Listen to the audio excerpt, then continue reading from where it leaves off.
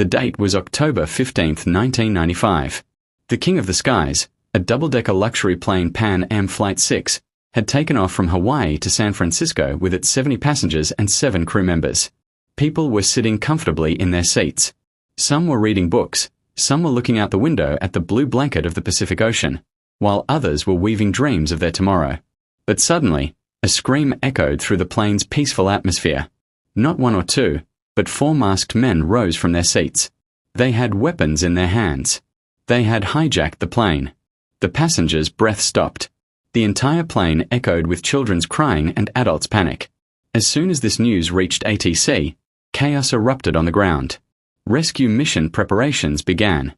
But before anyone could understand anything, exactly 5 minutes later, Pan Am Flight 6 disappeared from radar forever. The reason behind this was first that the hijackers had shut down the plane's location system. But the real danger was something else entirely. A danger that humans cannot control. The plane had gone straight into the mouth of the Pacific Ocean's largest and most dangerous storm, a typhoon. Terrible winds were tossing the plane around like a toy. The pilot was trying with all his might to save the plane. But for the next 2 hours, the plane's control was in nature's hands, and after this 2-hour deadly struggle, one engine of the plane failed, and shortly after, the second engine also failed. The plane began falling straight into the sea like a ball of fire. The plane was about to crash into the sea surface when some people showed courage and killed the hijackers, then jumped through the broken door into the cold and unknown ocean. The plane sank into the water with a terrible explosion, but 60 people had somehow survived. Around them for miles were only the terrifying waves of the Pacific Ocean. Luckily, just 100 meters from where the plane crashed, there was a rock jutting out of the sea. Everyone used their remaining strength to take shelter on that rock. Wet, shivering, frightened, those 60 people were huddled together on that small rock. They had no phone, no signal, no hope. The plane's wreckage had also sunk into deep water. Then one passenger remembered that he had binoculars in his bag that had somehow survived with him. He picked up the binoculars with trembling hands and began looking around, and then he saw a ray of hope. About half a kilometer away, wrapped in mist, was a small island. He shouted, "Island! There's an island there!" Those who knew how to swim didn't waste a moment. They jumped again into this ocean of death. Below were dangerous sharks, above were high waves. But the will to live was greater than all of this. After hours of struggle, only 15 to 20 people managed to reach the sandy shore of that island. Terribly tired but alive. The people who reached the island didn't rest for a moment. They knew they had to bring the rest of the people stuck on the rock here, or they would die from the waves or hunger and thirst. They gathered dry wood and vines lying on the island and somehow made a makeshift raft. Taking that broken raft, they went back into that deadly sea. One by one, making several trips, they brought every person stuck on the rock to the island. When all 60 people gathered on that unknown land, they realized their true condition. This was no paradise. This was a deserted, barren island. Some coconut trees, a few wild bushes, and sand all around. No food arrangements, no source of drinking water. Clouds of despair covered them. Some people knelt down and started crying. Some started screaming, remembering their families, while others just sat holding their heads. They couldn't believe whether they were really alive or this was some terrible nightmare. In the midst of this despair, a schoolteacher, Mr. David, came forward. He said in a loud voice, "Friends, if we panic, we'll all die. We have to live for each other." There was a confidence in his voice that sparked new hope in the broken people. Everyone organized and started caring for the wounded. Now the biggest challenge was hunger and thirst. A young man, Michael, courageously climbed a tall coconut tree and brought down some coconuts. Those few coconuts were nothing for 60 people. But they weren't just coconuts. They were the first dose of hope. People started collecting rainwater in rock crevices and drinking it. Mr. David divided everyone into small teams. One team was given the job of finding edible fruits or roots on the island, while another team was given the task of building shelter. The most difficult job was catching fish. Some young men made spears from the sharp branches of trees and stood for hours by the seashore trying to catch fish. After many failed attempts, they finally caught a small fish. That day when that fish was cooked over fire, its aroma was no less than a feast. Everyone ate a small piece of it. It wasn't just a piece of fish. It was their first victory. That moment taught them that this was now their life. where everything had to be shared.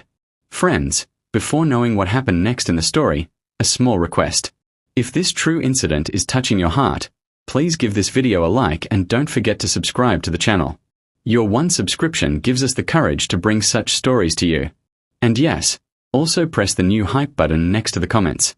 Days turned into weeks and weeks into months. Now they understood that help might never come. They had to live here. They started building small huts from tree leaves, branches, and coconut fibers. In the first rain itself, all their hard work was wasted. The huts started leaking. But they didn't give up and built stronger shelters. Necessity taught them everything they had never even thought of. Some people learned to dry fish by smoking it so it could be preserved for a long time. A woman who was a nurse learned to treat minor injuries and illnesses with wild leaves. They decided that if they had to live here, they had to think about the future. They started planting coconut seeds around the island. They started planting cuttings of wild plants. They wrote a big help on the sand by the seashore by felling coconut trees, hoping that maybe some airplane would see it. One day, a ship appeared in the distant sky. Everyone shouted like crazy. They lit fires and made smoke, but the ship didn't see them and passed by. That day, many people's hope was completely shattered. The first 2-3 months were the hardest. Due to the unfamiliar island environment, lack of food, and absence of clean water, diseases started spreading. Despair and loneliness broke many people mentally. One by one, 10 people died. Each death was a deep shock for them. They buried their companions in the sand with their own hands and cried helplessly. Now they had reduced from 60 to 50. Meanwhile, in the outside world, after months of search operations, when no trace of Pan Am Flight 6 was found, the government declared them dead. Memorial services were held for their families. Their names were printed in newspapers. For the world, those 77 people had become a painful memory buried in the depths of the Pacific Ocean. They didn't know that 50 of them were still fighting death every day on an unknown island, hoping that someone would come to rescue them. But the world had forgotten them. This was the darkest chapter of their struggle when they felt they were now trapped here forever. 2 years had passed. Life had now come to a routine. They had learned to live. And then a miracle happened on that desolate island. A woman gave birth to a healthy baby girl. That baby's first cry changed the entire atmosphere of the island. Where there had been only death and despair until now the music of life was echoing. Everyone came to see that little life. There were tears in their eyes, but this time these were tears of joy. That baby gave everyone a new reason to live. She wasn't just a baby. She was proof that even in the most difficult circumstances, life doesn't give up. She was the new torch of their hope. People celebrated that day like a festival because after 2 years, life had won over death. Now they had to live not just for themselves but also for this new generation and make this island a better place. Before they knew it, 10 years had passed. Life on the island now had a system. Mr. David had opened a small school for children where he taught them reading, writing, and about the world, that world which these children had never seen. Everyone had divided their work among themselves. Some people caught fish, some farmed, some took care of children. To keep their morale up, they started celebrating the anniversary of the plane crash as Survival Day. On that day, they would sing songs, tell stories, and remember those companions who were no longer with them. In these 10 years, 5 more children were born on the island. But during this time, 7 more adults had lost their lives to diseases and accidents. Now the total population of the island, including children, was 48. One day the same thing happened again. The sound of a plane echoed in the sky. Everyone ran again, shouted again. But the result was the same. The plane passed by without seeing them. The repeated disappointments had now stopped breaking them. Perhaps they had accepted this as their fate. A full 13 years had passed. The children who were born on the island were now teenagers. For them, this was the world, this was home. Those who were adults had now become old.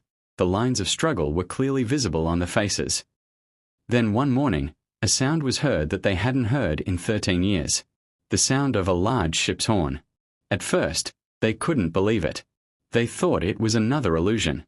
But when the sound came again, everyone ran like crazy toward the seashore. They lit fire with all their strength, shouted, waved their hands. There was a gleam of one last hope in their eyes.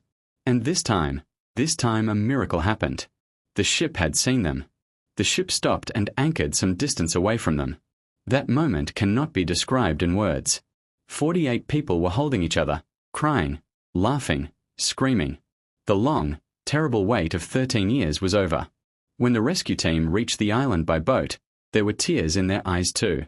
They were looking at people whom the world considered dead. When those 48 people returned to the city, the world was amazed. They were no longer the same people as before. The city's glitter, cars, buildings, everything seemed strange to them. No one could believe their story until a survivor's diary came to light. In that diary was written the account of every single day of 13 years, every struggle, every death, and every birth. When the media presented the pages of that diary to the world, everyone cried. This was an incredible tale of human courage, bravery, and the stubbornness to live. A book was later written about this true incident called The Lost Survivors of Flight 6, 13 Years on the Island. This story still teaches us today that even a small ray of hope can pierce through the densest darkness, and human courage is greater than any difficulty. Friends, how did you like this heart-wrenching story of these 48 survivors? Can you imagine what it would be like to spend 13 years on a deserted island? Please share your opinion in the comments below.